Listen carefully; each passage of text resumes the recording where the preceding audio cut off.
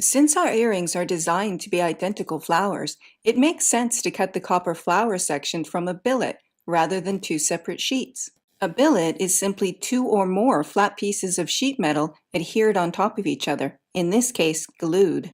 When cutting multiples, gluing up a billet of multiple sheets of metal can speed things up.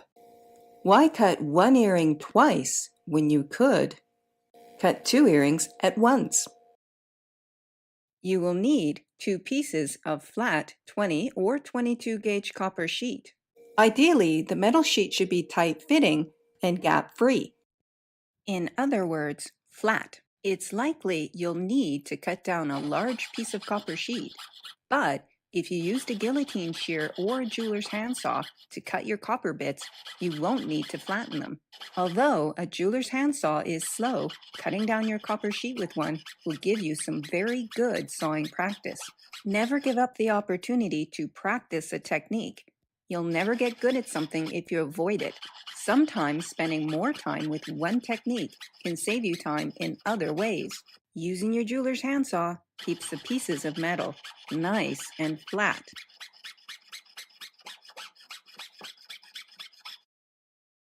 No need to flatten these bits of copper. They're good to go. But if you used a bench shear or a hand shear to cut your bits, you'll need to flatten them. When flattening sheet, you'll need a steel block and a soft hammer. Any soft hammer will do. Plastic, nylon, rubber, wood, or my personal favorite, a rawhide mallet. What if I don't have a steel block? Anything which is flat and hard will do the job when working with thin copper sheet. A hardwood cutting block works fine. I picked this one up at my local dollar store for $1. Where can I get a steel block? Your local jewelry supply store will carry them, or an online jewelry supply store. But don't forget to factor in the cost of shipping. Steel blocks can be heavy. You'll get the most for your dollar at a scrap metal yard or metal store, which supplies materials to the building industry.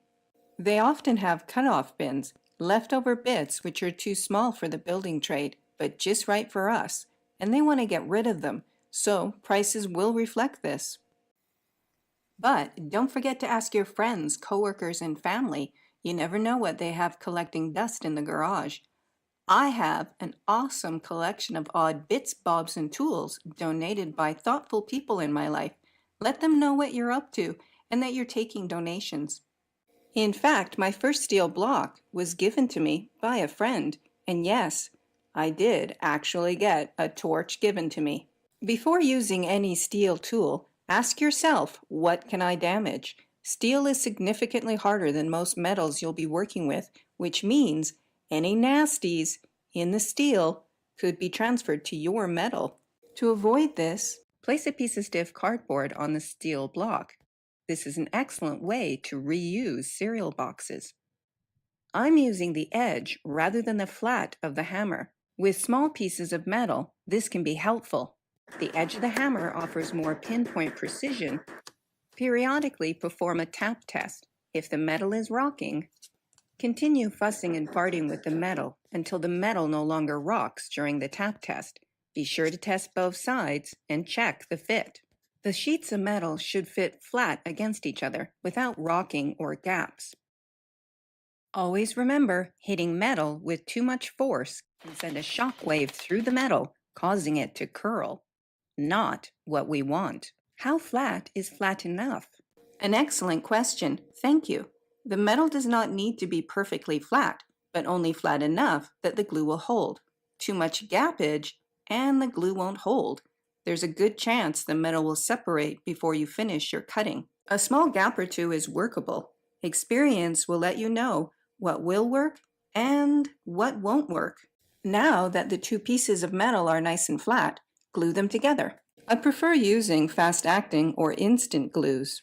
Epoxy glues work nicely, but take much longer to harden or achieve full bond strength. For some strange reason, I have problems working with instant glues, as I tend to glue myself to everything. So I like to put something between me and the glue. I find using a cone of sticky wax or a piece of tape to move the top metal sheet around helps with not gluing me to it and makes it easier to place small sheets of metal directly on top of one another. Once the glue is hardened, you're good to go. Once you've cut out your flower billets, you'll need to separate them. To separate your flower billet, you'll need some acetone and a glass jar. When working with acetone, always wear gloves, protective eyewear, and work in a well-ventilated area. Do it outside if you can. Never inhale the fumes, as they can be nauseous. And don't forget to read the manufacturer's directions and warning label. Soak your flower billet in acetone for about 30 minutes. At this point, the flower label paper will come off easily, but your flowers need a bit of convincing. Use a sharp knife and gently convince the flowers to separate. Don't bend the petals. If your petals don't want to separate, back into the acetone they go. Once separate, back into the acetone they go for about 15 minutes to remove any leftover glue poopies.